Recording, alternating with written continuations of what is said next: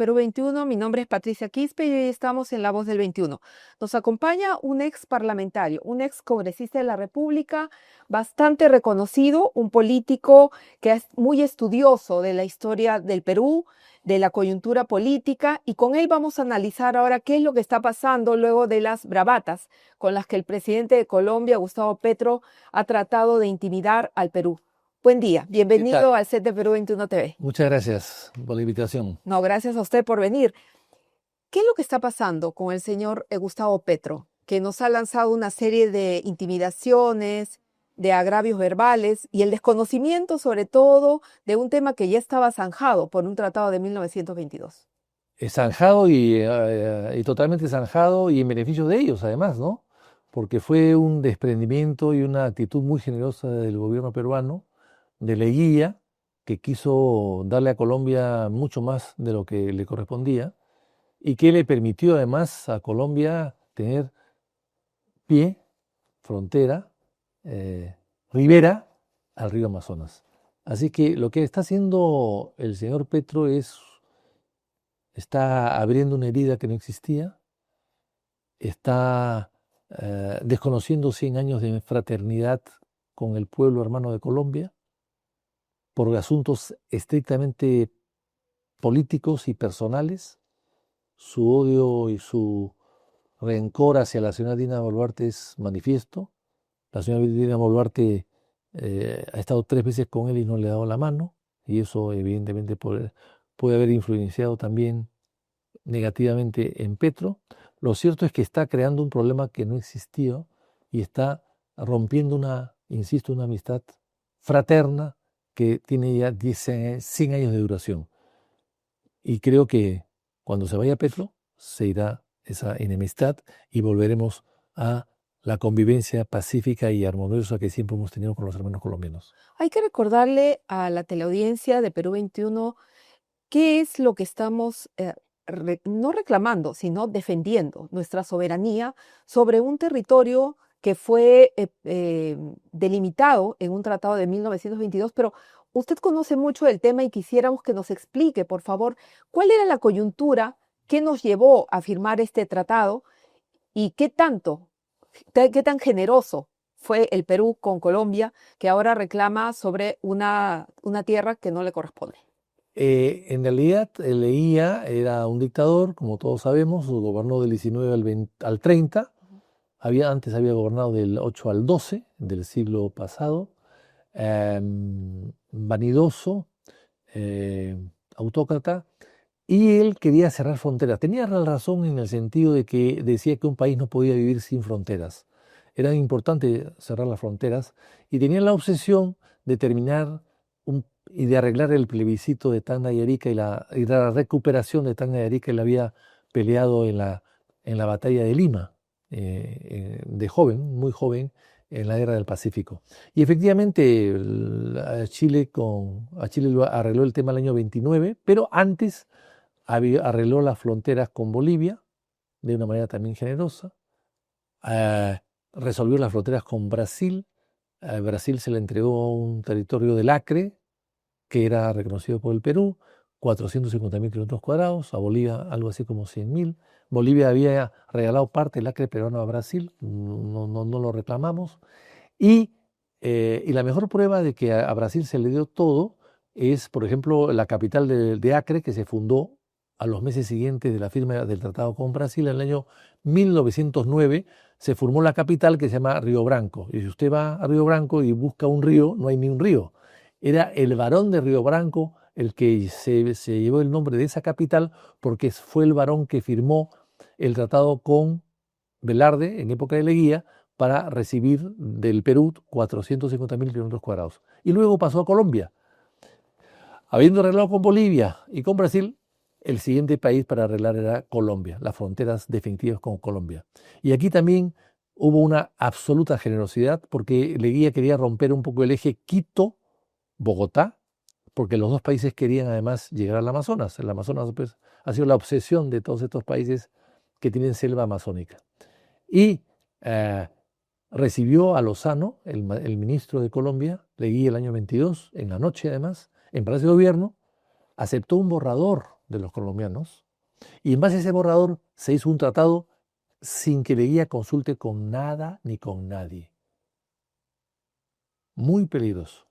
Y aceptó prácticamente lo que los colombianos querían, y el Perú, que tenía presencia en el Caquetá, en el año 12, el coronel Benavides había tenido una pequeña combate defendiendo nuestra soberanía en el Caquetá, que está dentro y atrás del Caquetá, lo que se llamaba La Pedrera, y acá en el mapa podemos ver los que estaban bastante adentro, hacia adentro de la selva colombiana. Aún así, el señor Leguía debió discutir las fronteras con Colombia sobre el río Caquetá, una ribera para ellos, una para nosotros, pero no es así. Él cedió ambas riberas del Caquetá a Colombia y corrió la frontera al Putumayo. Y en el Putumayo, hoy, es la frontera de Perú con Colombia. Una margen está el Perú y en la otra margen está Colombia. Es lo que nos muestra el mapa que usted nos ha traído. Así es. ¿Verdad? Este mapa muestra que los ríos Putumayo y Caquetá, que inicialmente eran ríos cercanos entre los dos y paralelos, después se van abriendo y crean un inmenso territorio que Leguía desconocía y que por lo tanto lo cedió alegremente a Colombia. Y son esos aproximadamente, modificar la frontera del Perú, del Caquetá al Putumayo. Nos hemos quedado con el Caquetá, con una calle, una avenida que está en el Rímac, que ese es todo lo que nos queda del Caquetá, ¿no es cierto? ¿Y bueno, qué cantidad de terreno estamos hablando? 112.000 kilómetros cuadrados, 112.000. Pero no solamente eso, sino que además Colombia necesitaba y quería tener pie en el Amazonas, en el río Amazonas. Y para eso, entonces le dio un trapecio que está aquí, que se ve perfectamente que es un artificio y que tuvo que hacer un dibujante, ¿no? Con líneas rectas, un trapecio, sin respetar nada sobre el papel, en una selva baja, que además no tiene conexión aquí, el río Caquetá con el Putumayo, pero tenía una ciudad sobre el río, que era una ciudad peruana llamada Leticia, que se puso Leticia en honor de Leticia Smith, que era esposa de Manuel Charrón, que fue el fundador de la ciudad. O sea, la esposa era peruana, Leticia, nacida en Iquitos. Ese es el nombre que tiene la ciudad hasta el día de hoy, no la han cambiado. Con 17.000 peruanos, exactamente 16.643 peruanos que vivían ahí. Y que al día siguiente se enteraron, después de que se enteraron de la publicación del tratado, se enteraron que ya no eran peruanos, tenían que ser colombianos, contra su voluntad. Nunca se les consultó, nunca se les preguntó. Se dispuso de ellos como si fuese pues un rebaño. Y entonces, claro, el año 22 se firma el tratado y Leguía lo firma con su conciliar que cumplía sus órdenes sin que nadie lo sepa. Y el tratado estuvo oculto 5 años. 5 años oculto, hasta el año 27. Y en el 27, Leguía, que había sido reelecto, que había modificado la constitución para reelegirse, igualito que Fujimori, y se había reelecto, tenía cierta popularidad, tenía mayoría absoluta del Congreso, como lo tuvo Fujimori en el CCD después de su reelección, entonces aprobó el tratado. Pero después de un largo debate, y ese debate que hasta ahora se mantiene secreto, que hay que rescatarlo y publicarlo algún día, ese debate demuestra pues el servilismo de algunos, pero el conocimiento de otros que lo aceptaron a regañadientes, sabiendo que sin tener la razón, bueno, había pasado 5 años ya y había que aprobarlo. El Congreso aprueba el tratado. Ahí se da la publicidad. Luego, el año 29, se forma una comisión demarcadora, fijar los límites. Y ahí se incluyen varias islas, entre ellas la isla de Chinería, que es donde está Santa Rosa. Y luego sigue siendo Leticia peruana. Recién en el año 30, una semana antes que caiga Leguía del poder, con la revolución de Sánchez Cerro, se entrega la llave de la ciudad a las autoridades colombianas. Y ahí empiezan los problemas. Cae Leguía, entra Sánchez Cerro se encuentra con este problema, que le había un tratado firmado y aceptado por el Congreso y firmado por Leguía, que le entregaba la ciudad a los colombianos, pero había una población que nunca había sido consultada y que había tomado por la fuerza la ciudad, no quería entregarla. Entonces ahí Sánchez Cerro acusa a los apristas de haber hecho una revolución y haber petardear su gobierno con este incidente y se prepara el Perú para la guerra. Y en un desfile militar, en una preparación de tropas que desfilaban en el campo de Marte preparándose para ir a la guerra, en una inspección que hace Sánchez Cerro, un aprista lo mata. Y muere Sánchez Cerro. ¿Y quién sube al poder? Como no había vicepresidentes, ¿quién sube al poder? Sube al poder el general Benavides, que había sido 10 años antes o 15 años antes, había sido el vencedor de la Pedrera, el vencedor de los colombianos en la Pedrera, en la zona más arriba del Caquetá. Entonces, Benavides es elegido presidente, se queda hasta el año 39, y Benavides dice, bueno, esto hay que arreglarlo. Y es en su gobierno que se firma el protocolo. Y es en su gobierno que él manda a traer o invita a emisarios colombianos muy destacados, entre ellos el señor López Caballero, que viene con su hijo López Michelsen. Ambos fueron presidentes de Colombia, que aterrizan en Lima, en lo que hoy es el Lima Golf. Ahí aterrizan porque está el campo de aterrizaje, casi tienen un accidente, casi se matan porque se pincha un neumático del avión. Bueno, y llega un acuerdo. ¿Y cuál es el acuerdo? Mejorar las condiciones comerciales y de navegación en la zona, pero finalmente hay que devolver Leticia. Y ahí se van a Río de Janeiro, y en Río de Janeiro se firma el protocolo final y le entregan Leticia a Colombia. Se la devuelven, a pesar de que seguían viviendo peruanos ahí. Ante la protesta del Perú, seguían ellos protestando y seguían ellos en pie de lucha, pero aún así el gobierno se ve obligado, Benavides, a devolver Leticia a los colombianos. ¿Quiénes estuvieron en esa negociación? Víctor Maurtua, Alberto Ulloa, Víctor Andrés Belaúnde, mi abuelo, y en el cuarto lugar, apoyando a la delegación, pero no era parte de los delegados, Raúl Porras Barnechea.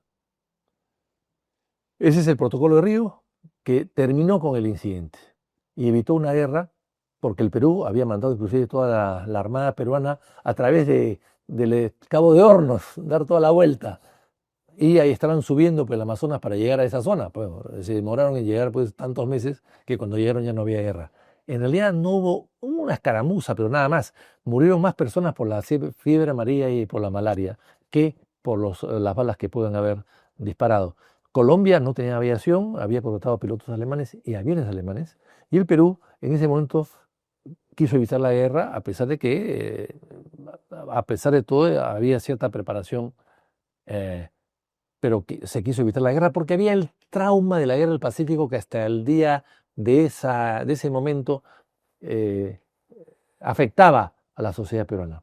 Pero en todo caso, a partir de ahí, hasta que llega Petro, todo es armonía, solidaridad, fraternidad con el pueblo y gobiernos colombianos.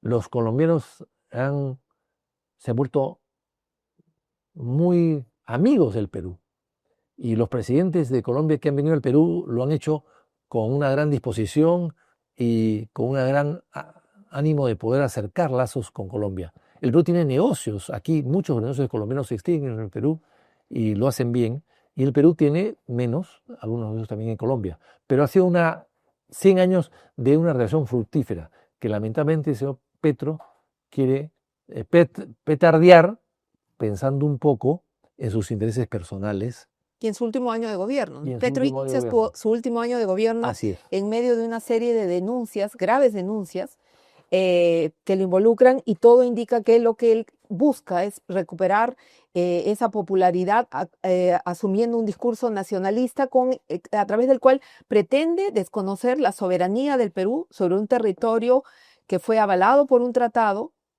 y que, como bien dice usted, dejó el tema zanjado. Y se olvida él que el Perú le regaló a Colombia Leticia y que después de 100 años no le vamos a dar Santa Rosa. De ninguna manera. Los regalos se hicieron en su momento, se agradecieron, durante 100 años han vivido Colombia agradecido con el Perú. No tiene derecho el señor Petro a cambiar las condiciones y querer ahora pretender que el Perú, además de lo que ella le dio, le dé algo más. En este caso Santa Rosa. Que en el Amazonas el curso de los ríos cambian a veces la configuración. Aparecen y desaparecen islotes, es cierto. El Amazonas, además, con el cambio climático, está muy afectado. En Iquitos ya no hay casi puerto, se está trasladando el puerto. En Leticia van a tener que hacer exactamente lo mismo. La diferencia es que en Leticia el puerto no les sirve para mucho para ellos. ¿Por qué? Porque Leticia no tiene continuidad con Colombia, no tiene nada, ningún tipo de vinculación con Colombia geográfica, ninguna, porque no hay cómo llegar, no hay carretera, no hay río. Las carreteras en la selva son los ríos, no hay ríos navegables a Leticia, no hay cómo llegar de Popayán o de Medellín o de Villavicencio o de cualquier ciudad, o de, menos de Bogotá, por supuesto, no hay ninguna ciudad colombiana donde uno pueda llegar navegando a Leticia. ¿Ustedes se imaginan que Colombia puede exportar café de donde el Valle del Cauca o de otros valles que hay ahí en Colombia, café a Brasil? Va a tener que exportarlo en avión a Leticia y de Leticia por barco a Manaos o a otra ciudad brasilera. No hay manera, no hay carretera. O sea, Colombia, por el hecho de querer estar en el litoral del Amazonas, vive con una ciudad muy bonita, pero que está vinculada, más vinculada al Brasil que al Perú, que al propio Colombia hasta el día de hoy. Tú puedes ir navegando a Leticia desde el Perú. Tú puedes ir navegando a Leticia desde Brasil. No puedes ir navegando a Leticia desde Colombia. Están totalmente aislados. Es una isla en un mar verde de la Amazonía. Pero no es eso lo que busca reivindicar Petro, ¿no? Con estas bravatas y con este No, discurso no. altisonante con el que pretende desconocer además un tratado Él internacional. quiere usar esto como lo usaba Velasco Ibarra en su momento, en muchos años atrás, en Ecuador, que usaba la bandera nacionalista contra el Perú para justificar su gobierno, para fortalecer su gobierno. Y eso es lo que quiere hacer Petro. Quiere levantar este nacionalismo torpe y absurdo e ignorante de él para poder unir su pueblo en torno a él. Y no lo va a lograr porque en Colombia hay gente inteligente y pensante. Doctor, ¿qué tanto más puede escalar esta situación? Hoy conocemos, por ejemplo, que el gobierno peruano está elevando una nota de protesta ante el gobierno colombiano, ante la Cancillería colombiana, por el sobrevuelo de aviones tucanos ayer, precisamente cuando se encontraban ministros de Estado en la zona. Y bueno, lo que ha informado el Premier es que la Cancillería ha recibido algunas explicaciones de su par colombiano, pero estas no han sido satisfactorias, motivo por el cual se va a emitir esta nota de protesta. Bueno, me parece muy bien. Me parece muy bien. El Perú no puede mantenerse con los brazos cruzados. Perú tiene que mostrar firmeza y su razón, por supuesto, su legítima razón. El Perú no puede dejarse avasallar ni maltratar por un presidente pichicatero, de ninguna manera. ¿Cómo ve la actuación del gobierno? Al margen de que este es un tema que nos une Bueno, y la frente al cual señora, se cierran filas, la presidenta se se encuentra en Japón. han cometido errores. Primero, viajar la señora cuando se sabía que este problema existía. Es un problema no ha surgido a raíz de que ella se va de viaje, todo el problema viene de antes. Hay que recordar que ese año y medio, 2 años, un alto ejecutivo de la Cancillería colombiana, que hoy día es embajador de Petro en Australia, dijo esto, exactamente lo mismo. Y el Perú tomó nota, pero parecería que no aprendió la lección. Peor aún, el gobierno y el Congreso han aprobado la creación del distrito de Santa Rosa hace 60 días, lo cual significa también una provocación, una creación que no era necesaria en este momento, no era oportuna, más que necesaria, con la excusa de que necesita recursos. Se le puede dar recursos a Santa Rosa sin necesidad de hacerla distrito. Además, con una opinión negativa del Ministerio de Economía y con una observación de la Cancillería que decía que las fronteras no se crean por distritos. Y aún así el Congreso, sin discutir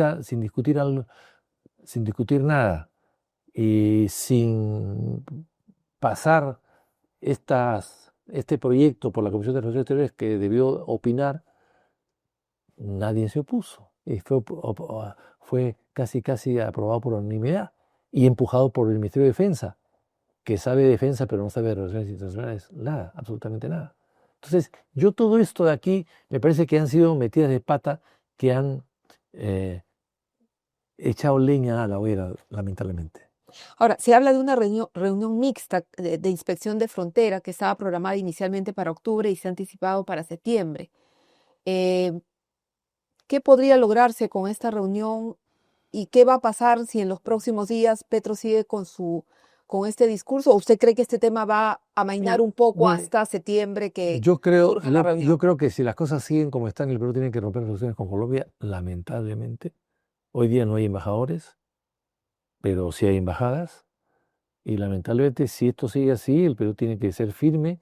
No puede de una manera permitir que un presidente con tantos problemas personales y políticos quiera usar el Perú para levantar su pobre respaldo popular en Colombia. Eso no lo puede aceptar el Perú y no tiene que hacer el juego de una manera a Colombia en ese sentido y ser sumamente firmes y empezar a pensar seriamente cómo asistimos mejor a nuestras poblaciones fronterizas.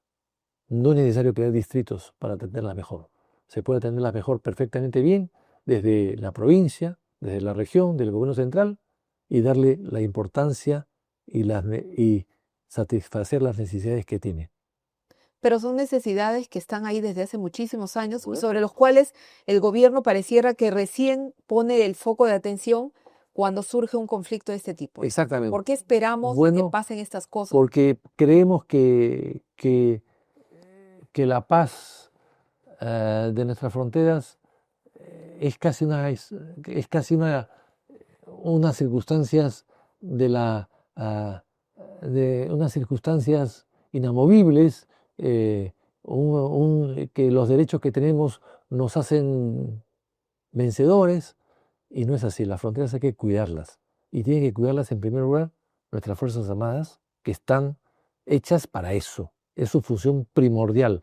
Y por supuesto, tiene que haber algún tipo de mirada diplomática de nuestra Cancillería para poder evitar cualquier tipo de conflictos que puedan surgir, como este acá que ha surgido, porque todo esto se sabía.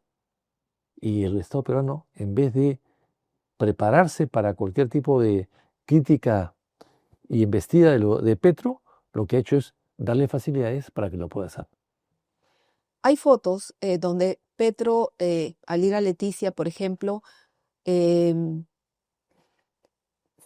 se trata de apoyar se trata de mostrar o trata de mostrar un respaldo de las Fuerzas Armadas a su gobierno.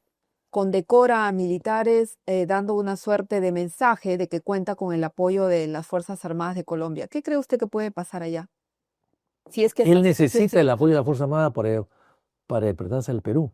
Él no tiene el respaldo de su población ni de la clase dirigencial o política de su país. No la tiene. No la tiene. Hay que recordar que en los últimos 100 años deben haber pasado por Colombia unos 20 o 30 presidentes que han tenido relaciones muy cordiales con el Perú, muy cordiales con el Perú. Inclusive los asilos políticos que han habido en el Perú, de peruanos que han recurrido a Colombia para asilarse, nunca perturbaron las buenas relaciones de Colombia con el Perú. Y por eso es que y llama la atención que ahora eh, existe ese encono, pero insisto, es un encono dirigido por Petro y casi exigido también por Petro a la Fuerza Armada. La Fuerza Armada depende de Petro. Petro es el jefe de sus Fuerzas Armadas y por lo tanto les exige lealtad con su pensamiento contra el Perú. Pero esa lealtad hacia él no es una lealtad de la clase política y dirigencial de Colombia, ni menos aún de los expresidentes de Colombia. ¿Podrían retirarle el respaldo, cree usted? No, no. El presidente Uribe, que también es uno de los problemas que hay en Colombia, que se ha levantado contra la injusticia promovida por Petro a través de las fuerzas, a través del Poder Judicial, que eso lo nota Colombia perfectamente bien, que hay un interés político de por medio para empujar al Poder Judicial a condenar a Uribe. Uribe ha planteado un gobierno provisional. El día de hoy o ayer, he visto las declaraciones que Uribe está buscando una salida al gobierno de Petro antes de su vencimiento, antes de que tenga que irse. Bueno, eso es un tema interno que no nos compete a nosotros, pero definitivamente estoy seguro que el día que Petro deje el gobierno y el día que Dina deje el gobierno, los dos nuevos presidentes que serán los que dirijan los destinos de nuestros países van a poder arreglar el asunto rápidamente. Muchísimas gracias, doctor. Gracias por Gracias. estar en Perú 21 TV. Gracias también. Bueno, amigos, con ustedes ha sido todo. Hemos estado acompañados del ex congresista de la República y conocedor de todos los entretelones de este tema que hoy nos aboca y que son la tensión y el conflicto que pretende generar Gustavo Petro, el presidente de Colombia, lanzando una serie de bravatas y de intimidaciones, adjudicando para Colombia una soberanía que no tiene sobre la isla de Chinería, que nos pertenece a todos los peruanos. Muchísimas gracias por su atención y será hasta una próxima oportunidad.